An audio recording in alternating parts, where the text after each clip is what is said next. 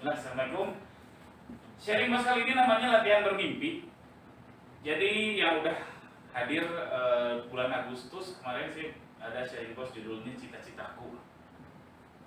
Itu bulan Agustus, akhir Agustus. Ini sebenarnya kurang lebih sama materinya, yaitu yang nunjukin bahwa kita tuh makin gede makin takut mimpi. Makin gak punya cita-cita, sok. Pastor cita-citanya apa Pastor Yono? Putar ya Pastor, kenapa Pastor?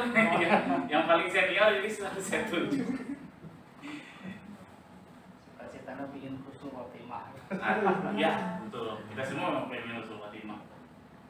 Tapi kebanyakan yang makin tua tuh makin takut gitu dia tuh bermimpi. Padahal kalau tanpa mimpi ya dunia ini mau jadi apa gitu. Nah, sudah punya cita-cita belum? Yang Kiki cita-citanya apa Ki? Tuh, malah ketawa kan aneh ya. Kalau cita-cita pertama apa ya? Pengen naikin haji orang tua ya. Amin, alhamdulillah. Teh Leni cita-cita apa ngomong sekali-kali teh? Pengen sukses aja Pak, biar bisa mewujudkan semua mimpi. Ya apa mimpinya? Mimpinya? Nggak tahu. Sukses aja. Husen apa cita-citanya? Cita-cita saya sih umur dulu itu udah mulai nabung, yang mudah-mudahan tercapai Amin. sama keluarga. Terus?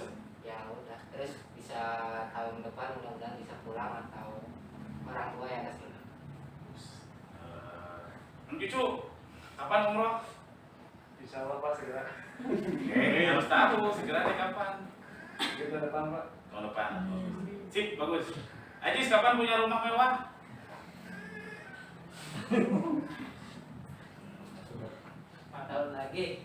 Berapa? 4 tahun. 4 tahun lagi tuh. Sip. Nah kayak gitu ya, jadi harus pede, nggak apa-apa, orang mimpi mah gratis. Kalau di YouTube subrek mah gratis. Ini mimpi mah gratis. Bayangin kalau di dunia ini nggak ada orang yang bermimpi, nggak ada orang yang bermimpi husnul khotimah, nggak ada orang yang bermimpi punya keluarga sakinah, nggak ada orang yang bermimpi apa? Jadi orang soleh ya. Jadi parah, kacau lah dunia. Kalau nggak ada orang yang bermimpi, nggak ada pesawat terbang. Kalau nggak ada orang yang bermimpi, nggak ada, oh ya nggak ada. Ini nggak ada internet. Bayangin kalau dunia tanpa internet gimana? Saya juga nggak tahu ngebayangin dunia tanpa internet. Dulu kelebihan kelemahannya banyak sih. Kalau dulu kita tanpa internet, janjian tuh betul-betul janjian. Jadi janjian jam 5 ya di Tegalega, jam 5 datang. Kalau nggak ada tinggalin. Kalau sekarang jam 5 ya. Di mana? OTW. Oh, tungguan weh itu. Tapi hikmahnya lebih banyak internet ini, dengan internet ini bahkan dakwah Islam lagi kenceng-kencengnya sekarang. Paling gampang ngeceknya gini deh, foto sekolahnya orang tua, bapak ibu atau ya seangkatan pasur lah ke bawah. Lihat aja foto sekolahnya, banyak yang nggak di kerudungnya. Sekarang yang foto anak-anak, rata-rata semuanya kerudung, alhamdulillah kan. Itu salah satu contohnya. Jadi memang karena internet ini sebenarnya lebih banyak manfaatnya. Yang jelek itu ya karena kita belum dewasa aja menggunakannya, belum bijak. Nah, biasanya belum bijak itu karena belum cukup umur, kayak anak kecil udah HP dikasih HP langsung tanpa dikontrol itu bahaya banget loh. Hati-hati ya yang udah punya anak, Mas Arwo, kemudian cucu. Karena banyak LGBT masuk dari situ. Kadang kita nggak tahu itu teh kampanye LGBT. Tahu nggak LGBT Sum? LGBT itu homoseks, itu udah jelas. Kaum blood itu jelas haram, masih aja ada orang Islam yang bilang boleh astagfirullahaladzim. Ya, jadi nggak mungkin dunia tanpa cita-cita. Kalau dipikirin ke kehidupan teman-teman, kalau tanpa cita-cita ya gitu-gitu. Hidupnya kayak orang-orang gitu-gitu, muter-muter, kan sayang ya. Nah, kita makin gede makin takut. Kenapa sih kita makin gede makin takut? Soalnya kita makin gede tuh makin pesimis. Kita bayangin anak kecil, Dipa mau jadi apa? Mau jadi poli. Oh keren. Kan gak mungkin kan jadi poli ya. Poli kan kartun. Tapi dia optimis gitu, dia nggak mikir nggak mungkin jadi poli nggak. Ya, karena dia nggak mikir ada batasan dalam dunia imajinasinya dia. Nah kita makin gede pikir mau mungkin saya mau jadi presiden. Mau mungkin saya mah punya mobil mewah. Mau mungkin saya umroh. Padahal mimpi mah Gratis, subrek juga gratis. Jadi nggak ada salahnya kita mimpi. Justru yang masalah udah kebatasannya kemampuan terbatas, ilmu terbatas, tapi nggak mau mimpi, ya itu tambah fatal. Mimpi gratis. Nah, orang yang pintar dengan orang yang kurang pintar sama-sama bisa mimpi kan. Jadi mau yang lulusan S3, mau profesor, dibanding Tarsum, dibanding Isal, dibanding Al, sama-sama bisa mimpi. Jadi sayang banget kalau teman-teman di sini yang makhluk hidup ciptaan Allah yang punya akal, tapi gak punya cita-cita. Apapun lah cita-citanya lah harus jelas. Nah kayak Teh Leni tadi bisa sukses itu apa? Gak tahu. Jangan Teh, harus jelas gitu biar terbayang oleh otak kita. Karena manusia itu memang desainnya visual, alias kita membayangkan sesuatu. Kalau nggak terbayang nggak bisa. Makanya kalau dakwah kan kita nggak boleh membayangkan rupa Allah ya. Kita nggak boleh memang nggak akan terbayangkan. Bukan nggak boleh, memang nggak akan terbayangkan. Dan kalau kita ngebahas itu malah ya sesat dan sebagainya. Tapi kalau untuk duniawi wajib kita bayangin. Ajis rumah mewah 4 tahun lagi, bayangin rumah mewah itu kayak gimana. Oh rumah mewah di Singosari Estate misalkan, ada garasinya 2, bayangin. Terus umroh tahun berapa sih rencananya Sen? 3 tahun lagi, 3 tahun lagi ya. 2024 ya, bayangin 2024, oh insya Allah COVID udah berarti diturunin lagi, oh berarti saya harus punya paspor sejak sekarang, oh saya harus nabung. Begitu nggak? Nabung sehari berapa? Kalau saya mah biasanya kan kalau misalkan jajan jus nih 5.000, saya tabungnya 5.000. Nah kalau misalkan saya belanja ke pasar 40.000, saya tabung 40.000. Nah, terus kamu nggak makan dong? Ya jadi kan misalnya nih ngambil gajian 1 juta, terus kita dibagi buat listrik teh 100.000, kita nabung 100.000. Terus gue bayar listrik dong? Beli listrik, Sama gitu. listriknya. Jadi sesuai pengeluaran kita ditabungin gitu. Oh, oke lah. Ya, intinya harus diturunin, dibayangin oh tahun 2024 pergi umroh. Biaya umroh berapa sih? Umroh itu sekitar 20 juta lah kurang lebih. Berarti ya sehari harus nabung berapa dari sekarang? Ya mungkin 10.000 sehari atau gimana. Terus bayangin oh harus punya paspor. Oh harus punya KTP, ada yang belum punya KTP kan di sini? Siapa ya? Oh nggak ada ya? SIM yang belum punya, si kan cucunya yang belum punya SIM. Mimpi pengen punya mobil mewah tapi nggak punya SIM kan bodor gitu kan? Itu makanya kita harus membayangkan, oh mau punya mobil mewah, berarti kita harus bisa nyetir. Nggak bisa nyetir percuma. Oh saya mau punya pekerjaan yang lebih mapan, berarti saya harus punya ilmu yang lebih dari sekarang. Oh saya harus punya akses ke perusahaan besar. Oh saya harus melek teknologi, harus bisa nggak malu-maluin ketemu calon bos baru. Nah makanya harus dibayangkan. Jadi nggak boleh mikir yang penting mah saya suksesnya naon. Dan kayaknya belum tentu sukses. Banyak kok orang kaya malah terjerumus lebih parah. Banyak kok orang yang pendidikannya tinggi lebih kayak korupsi. Itu mah. Jadi belum tentu nih teman-teman di sini kalau dijadiin kaya raya malah jadi lebih baik, belum tentu. Karena manusia itu kalau ada bukit emas, kalau saya salah maaf ya, ada bukit emas, dia minta satu lagi. Itu nggak ya Kang Dian gimana?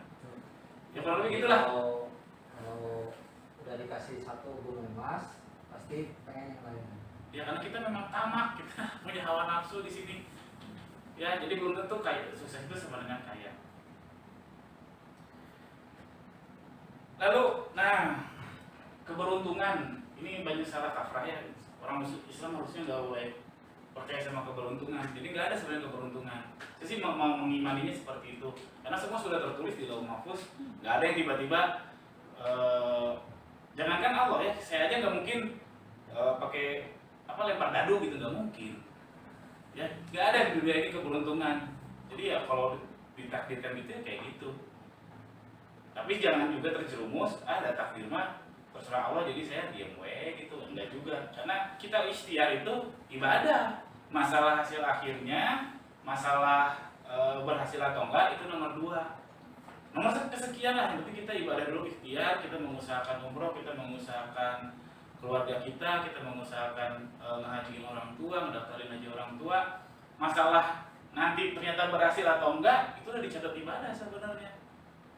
Masalah nanti ternyata gagal ya nggak apa-apa, tuh udah usaha. Tetap Allah yang menentukan, kita tetap ikhtiar. Jadi nggak ada yang namanya keberuntungan karena semua udah ditentukan sama Allah. Lalu bahkan Allah pun bilang Allah tidak akan menolong suatu kaum sebelum kaum tersebut berusaha menolong dirinya sendiri. Itu jelas. Jadi kalau ada analoginya, kalau apa ya? Aduh maaf saya lupa. Yang jelas kalau teman-teman udah punya mimpi terus malah cuma diem berharap keberuntungan, ya jangan harap lah.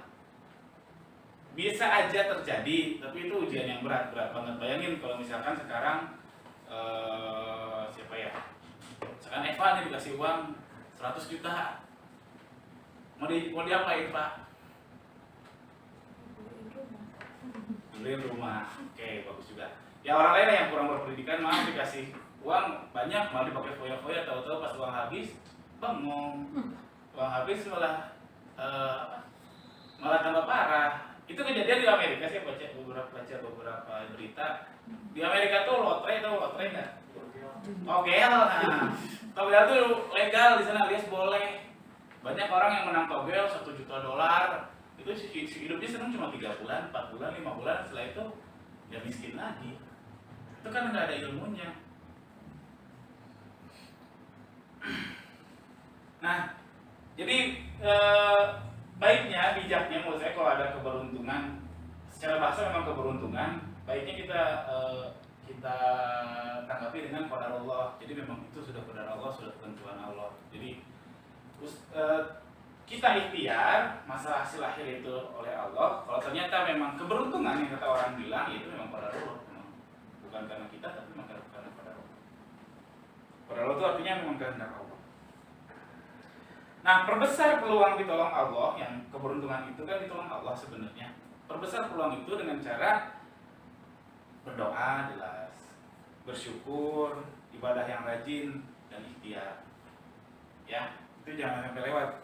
Bersyukur ini penting banget. Lalu, nah ini ada tips sedikit juga baru diajarin. Jadi doa itu kita boleh berdoa kapan saja ya. Mau sekarang berdoa boleh, mau lagi kerja boleh. Jadi ada beberapa waktu-waktu mustajab, salah satunya kan diantara qomat sama azan. Jadi kalau teman-teman sini kan tit, kadang di sana belum azannya. Aduh mau sholat sunnah kagak, mending doa. Ya. Terus kalau sholat yang sahih katanya doa itu ketika beres tasyahud akhir. Jadi beres innaka hamidum majid, kadang imam lama nih, itu ada doa lagi sebenarnya yang apa yang husnul khotimah itu apa pasal habis innaka hamidum majid,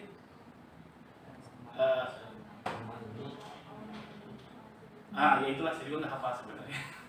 Jadi ada doa lagi sebenarnya yang disyaratkan oleh Ustadz itu tiga doa, yaitu yang meminta husnul khotimah, lalu yang kualimal qulub, nah itu juga, apalagi kan itu fitnah dajjal yang pertama ya.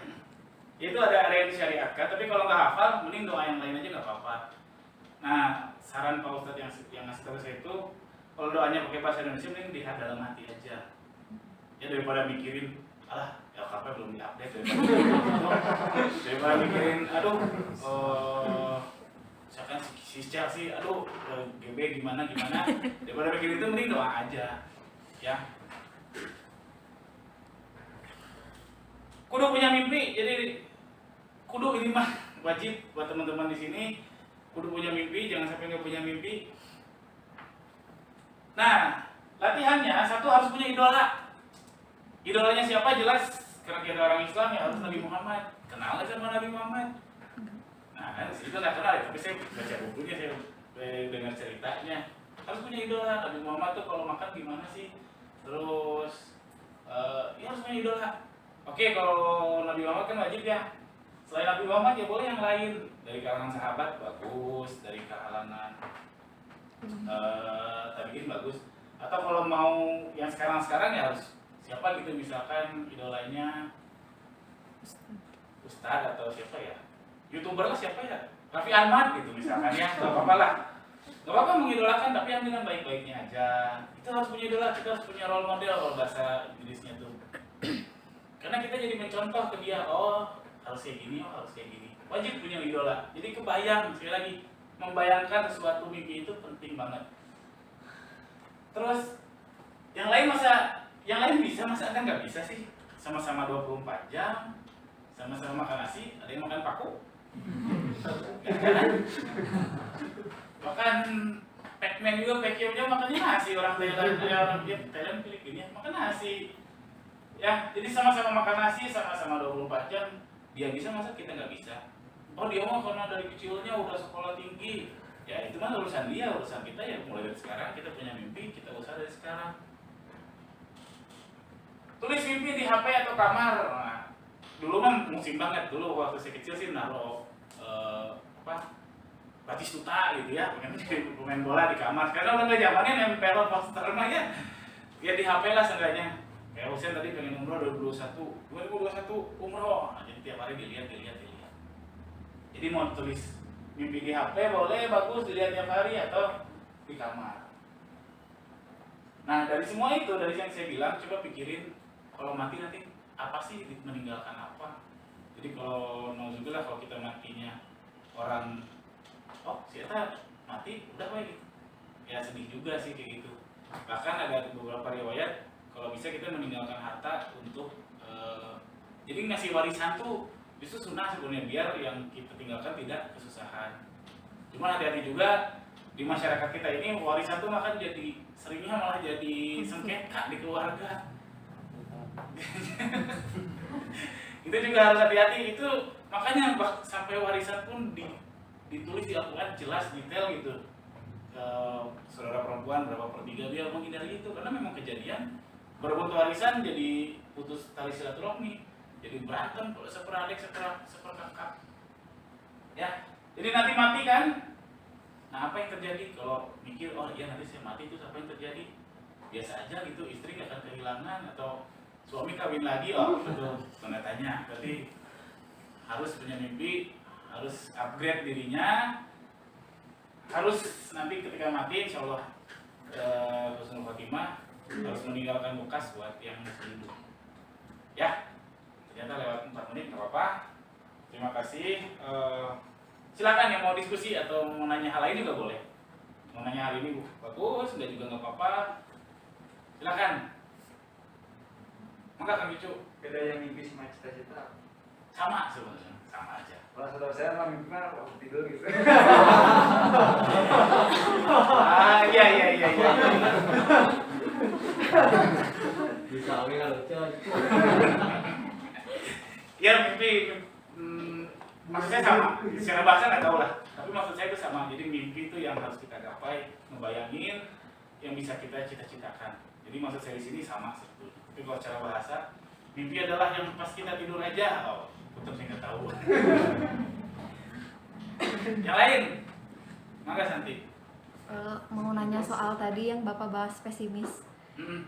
Kebetulan kalau Santi jujur sering banget pesimis atau minder ke diri sendiri gitu. Contohnya dulu mungkin waktu kuliah kan sempat ditawarin jadi ya ikut seminar gitu, Santinya nggak pede, Santi tolak gitu. Nah itu Bapak sendiri pernah nggak di fase kayak nggak yakin sama diri sendiri, terus yang dilakuin Bapak? Oke, pesimis. Jadi sebenarnya kalau kita menghadapi sesuatu pilihannya kan cuma 2. Optimis atau pesimis. Kalau pesimis rugi itu aja. Lebih baik optimis daripada pesimis. Ya, Santi ditawarin misi seminar. Pilihannya kan cuma 2. Kita mau positif atau negatif, pesimis atau optimis. Kalau milih pesimis ya rugi. Mending milih optimis. Nah, tipsnya gimana optimis? Pertama, kita harus tahu bahwa kita juga manusia ya. Kita juga manusia. Pasti banyak kesalahan, gak mungkin sempurna. Nanti takut salah, semua juga orang salah. Saya juga salah, di baju itu juga saya banyak salahnya. Ternyata saya juga kelupaan ini, ternyata juga di grup koor juga, oh iya ternyata ada salahnya juga saya juga salah, semua salah. Jadi kalau pesimis tambah salah atau mending optimis dan nanti juga salah. Terus kalau kasusnya spesifik kayak tadi, Dengan orang udah datang ke Santi nawarin kayak gitu kan berarti ada sesuatu di Santi. Kenapa Santi harus pesimis? Orang aja percaya sama Santi, masa Santi nggak percaya diri sendiri? Ya nggak? Karena kadang, ini mah kadang ya, orang tuh lebih bisa menilai diri kita daripada kita sendiri. Kadang ya, kadang seperti itu. Yang bagus kita bisa menilai diri sendiri. Ya sama seperti kalau kata Agim, jerawat di hidung tuh orang lebih tahu daripada kita. Jadi kalau ada orang yang nawarin kayak gitu ke Santi, ya kenapa harus pesimis? Udah jelas orang percaya sama Santi. Terus banyak banget yang bilang bahwa ya hidup harus optimis. Sebenarnya simpel sih, karena kalau pesimis kita ruginya jadi double gitu. Kalau tetap kita jalani juga sesuatu itu, kita jalani dengan pesimis dan gagal, udah mau pesimis gagal deh. Sekarang kalau kita jalani dengan optimis, kalau gagal ya nggak apa-apa, seenggaknya kita 1-0 gitu. Optimisnya dapat, gagalnya ya nggak apa-apa. Ya, terus oh iya, kadang orang pesimis itu malah jadi panikan. Nah si Husen nih yang sering panikan, karena takut salah, panik tuh. Padahal ya manusia mah wajar salah, tapi kalau salah berulang-ulang terus-terusan, nah itu baru. Nah itu kalau orang yang salah terus-terusan, tandanya orang nggak mau belajar biasanya gitu. Ya, menurut menjawab Santi. Yang lain silakan. Silakan Pak. Kalau hasil penjualan Shopee itu harus rutin seminggu sekali maksudnya ditarik atau bisa nanti gitu, ada jangkanya nggak biasanya? Kalau baju Yuli tiap hari saya lakukan pada subuh, saya lakukan tiap hari. Karena ya sayang aja uangnya nganggur di sana kan. Kalau di kita bisa diputerin ke yang lain. Jadi kalau yang jualan di marketplace di Shopee kan sistemnya gitu ya. Barang dikirim, uang belum ke kita, uang masih di Shopee, masih di Tokopedia. Nanti ketika nyampe, uang baru dimasukin bukan ke kita, tapi ke dompet, ke uang Shopee, uang Tokopedia. Kalau dianggurin sayang aja. Kalau saya sih mending tiap hari ditarik. Tiap hari. Meskipun cuma, saya nggak tahu minimalnya berapa, meskipun cuma 10.000 gitu, tarik aja tiap hari nggak apa-apa. Ya, lebar soalnya. Yang lain? Jadi garuk-garuk nanya, lagi tidak. Silakan Al. Awal mulanya baju Yuli kayak gimana Pak? Awalnya baju Yuli jual produk orang lain, Al. Jadi awalnya saya menjual produk orang lain. Mundur lagi. Awalnya saya mau bikin toko tentang anak, perlengkapan anak, apapun itu, mainan, kaos, tas, naon lah, apapun itulah.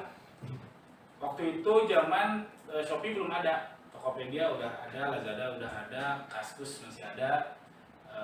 Saya jualan di situ, saya cari-cari barang-barang, misalnya lintas marketplace aja, dari Tokopedia jual di Shopee, jual di Bukalapak, dari Bukalapak jual di Lazada. Sekarang udah nggak bisa kayak gitu, ketahuan.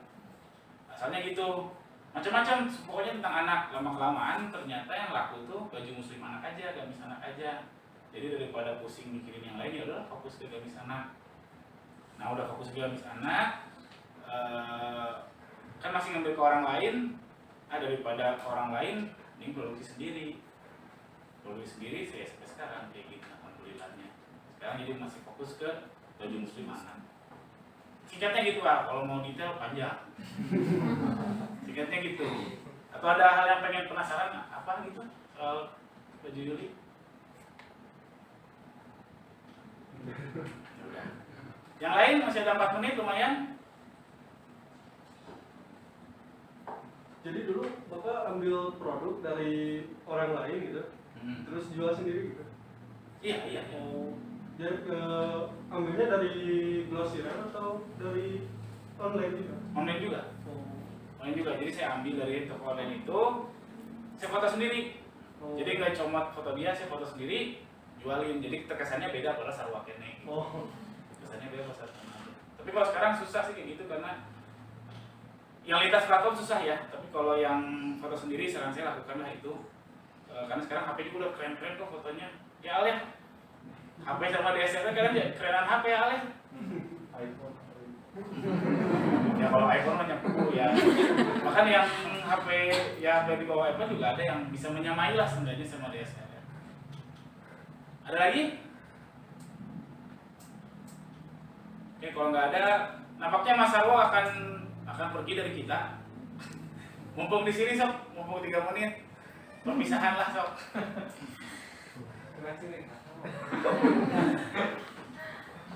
Bapak teman-teman semuanya, saya minta maaf yang sebesar-besarnya kalau ada kesalahan saya, sikap saya selama ini, mohon maaf. Dan terutama buat Bapak, saya mohon maaf sekali. Dan kemudian berdiri semakin sukses, mungkin besok saya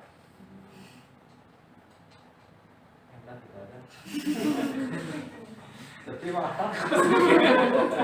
Ya alhamdulillah tuh kalau sedih berarti berkesan lah baju Yuli. Ya saya juga terima kasih Mas Arwo, mohon maaf bukan jika ya, pasti ada salah saya ke Mas Arwo, tolong dimaafkan. Nah ini salah satu Mas Arwo pengen menggapai mimpinya karena dia Mas Arwo pindah ke tempat yang lebih baik, yang bisa memberikan penghasilan dia lebih baik daripada baju Yuli. Ini salah satu langkah dia untuk menggapai punya rumah di Dago ya Mas ya. Amin gitu ya. Ya itulah, makanya saya udah bilang di rapat keluaran apa di sharing bos yang terakhir. Saya senang sebenarnya kalau ada karyawan baju Yuli yang pindah ke tempat lebih baik, tapi kalau pindah ke nggak karuan Gentrung ya antara sedih dan kesal juga sih gitu.